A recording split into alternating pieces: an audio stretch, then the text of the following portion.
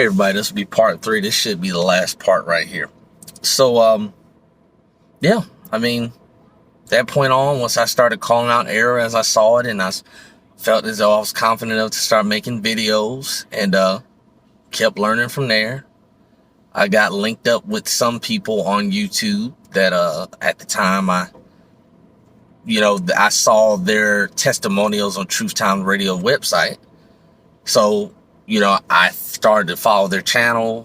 I would ask them questions, but then I started to see that these were people that actually, it's like they knew how to rightly divide lightly, but not fully. So I started running into people that did not fully understand at all what Trey was talking about. They may have understood maybe a part of it or something like that, but not fully. So, but, I learned how to discern. I learned how to understand the people that actually understand what happened at the cross from the people that don't really believe it, but they just know how to rightly divide a little bit.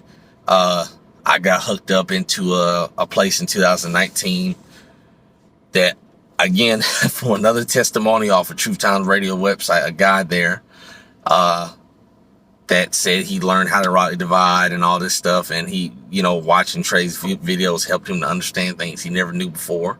So I was like, oh, okay, let me go find out where this guy is. He was at Tobaccoville, North Carolina, close to where my parents lived. Went over there, was over there for like, I think 6 or 8 months. Found out that they did not agree with what occurred at the cross. In fact, they still did not fully, they sounded no different than just Baptists. And I come to find out the guy used to be a Baptist church. He was just now calling himself a right divider now, but he's still Baptist, basically. Nothing changed. So I left there at the end of 2019, and from that point forward till now, I've just been doing, reading about myself and putting videos out. And it's kind of just about me. But, the whole point of this video was me to talk about what does the unbeliever believe today? Well, you still have unbelievers, whether they're an unbeliever pastor or just a regular unbeliever that's going there to the so-called church, that they still think that sin is an issue. They don't believe sin. They don't believe Christ forgave our sins at the cross. They don't. You show them the verse, they still don't care. They think it's just so much of an issue. They can't imagine an existence in where God has really, truly forgiven everyone's sins. It's sad. It's sad. I've had so many conversations with people, even people at that guy's church. I had a person tell me that. There's like, I can't see what you're saying, Brandon, because that doesn't make any sense that God would just forgive everyone's sins. He was like, people are always going to go to hell for sin. And it shows you how spiritually blind that person is to even say that, to even utter that, to come out of his mouth. It shows you how spiritually blind he was. And that's a lost person. So what are they believing? Another version. They don't actually believe what occurred at the cross. Somebody telling you they cannot even fathom in their mind a world in which God has forgiven everyone's sins. That's a spiritually blinded individual. That's someone spiritually blinded. They have not believed the gospel. And it's like you're talking to a wall, basically. They haven't believed. So they can't truly, spiritually speaking, they can't understand what you're saying because they haven't believed. That's why it sounds so strange and weird, what you're saying. What I say on this channel sounds so strange and weird to most people. Or they'll come at you and say, okay, well, since all of our sins are forgiven, you believe that God is just going to let you do whatever you want to. I have to explain to them that, yes, you can do whatever you want, but you will reap what you sow. But there is no punishment for whatever you do as far as sin-wise. No, my God is not going to punish me for whatever sin I do. I'm not. But I will punish myself. I will reap what I sow. But what I'm saying is these people laugh at it.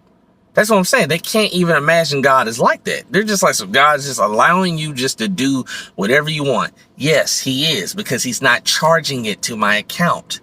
Whatever sin I commit, it's not even being charged today. It's already been forgiven. It's already paid for at the cross through Christ, through his death. Right? The moment he died, that paid for my sins. His shed blood at the cross forgave me of my sins. He's not charging any sin I commit today. But these people don't see it that way. They can't understand that. So that's why I said in their mind, in the unbeliever's mind, they're still sin focused. They're still telling you stuff like, you got to see yourself as a sinner first. You got to see yourself as a sinner first. And then you got to come to God and you got to humble yourself. And you got to, here's my thing. Yes, we're sinners. But you need to come to God and recognize what he did on the cross for you, sinner. That's what you need to do. Look at what he did on the cross for you. So these people throw up this whole sinner thing, but what they're telling you is come to God for forgiveness. They're not telling you to come to God to look at what he's done. His work means nothing to them. They're saying come to God and seek forgiveness and seek a way to get out of hell, because they still think you're going to go to hell for sins. Now understanding that, yes, you will go to hell, but not for sin.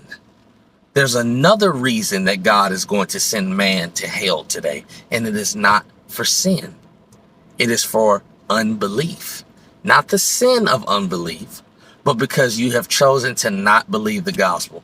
That is the reason why certain men, but most of mankind, will be going to hell, because they rejected the gospel. They're unbelievers. They never chose to trust the gospel for their salvation. They trusted something else for their salvation.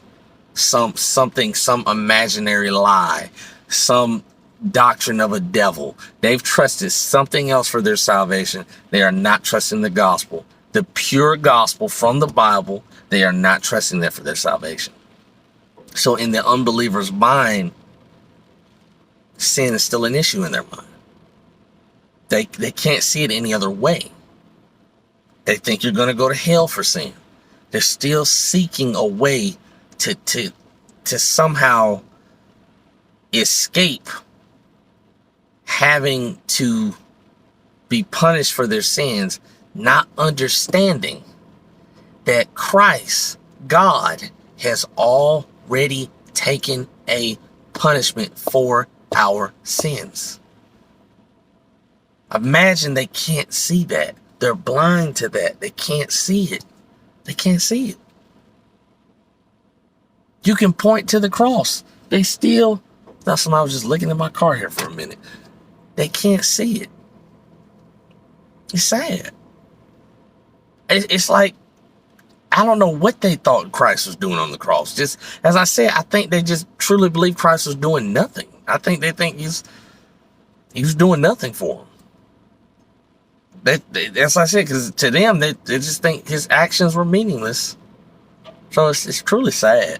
But it's what the unbeliever thinks. I mean, the unbeliever is sitting back and, they're comfortable in whatever lie they have placed their trust in, and they truly think that I'm not going to go to hell, because I've asked God for forgiveness, and I go to church every Sunday, and